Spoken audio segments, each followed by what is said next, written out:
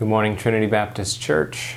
Today I'd like to go to Matthew chapter 22, where Jesus talks about the great commandments. It's a story that if you read the Bible, I hope you know well. Matthew 22:34 says, hearing that Jesus had silenced the Sadducees, the Pharisees got together, and one of them, an expert in the law, tested him with this question, Teacher, which is the greatest commandment in the law? And Jesus replied, love the Lord your God with all your heart, and with all your soul, and with all your mind. This is the first and greatest commandment. And the second is like it, love your neighbor as yourself. All the law and the prophets hang on these two commandments. I've spent this week, as I think I mentioned in my email yesterday, reading reading as many church statements as I can. What are our fellow congregations doing in the one church?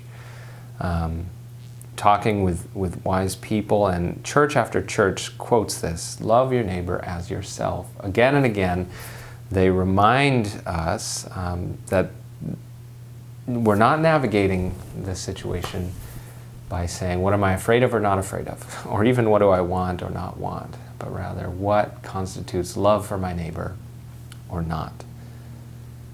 It's a pretty practical verse right now, and calls us as Christians to something higher than what maybe our neighbors are doing or thinking as they try to navigate this situation. I see it already, the evidence of Christ in you, in our survey that we sent out several weeks ago, where so many of you said, we are not afraid, we are not afraid. Because we're not afraid for ourselves. We know where we're going. We know who our Lord is. We are concerned for our neighbors, and knowing who our Lord is, we know what's important to Him, that we love our neighbors as ourselves.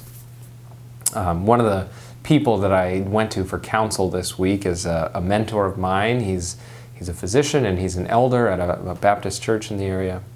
And one of the things he shared with me was this chapter from Luther. Hundreds of years ago, Luther actually wrote a very long and timely piece on dealing with the plague. And this is one of the verses that he points people to. Love your neighbor as yourself. One of the things he says is, if we're going to love our neighbors as ourselves, we need to act like people who wish to help put out the burning city. And he says, what is a plague but a fire that instead of consuming wood and straw consumes life and body? So act like people who want to help put out the fire.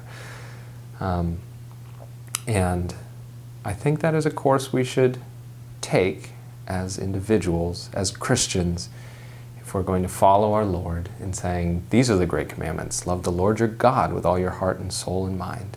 Love your neighbor as yourself. Whether that means wearing, I'm looking at my neighbor's house there, whether that means wearing a mask. If I'm going to drop off cookies, I don't know where I'm going to find time to bake cookies. If I'm going to drop off a note at their door or standing down on the bottom step. Whatever it means. Now, this is not a statement of our church plan. We still have the elder meeting tonight. It hasn't happened yet, the one I talked about. We're reading, praying, and developing that plan. It's not a political or a epidemiological statement. It's not about what our society needs to do. I'm not in charge of our society.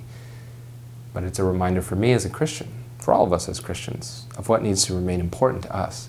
Not just ourselves, but our neighbors. Because our Lord said, love your neighbor as yourself. And that is what I encourage you to do for God's glory.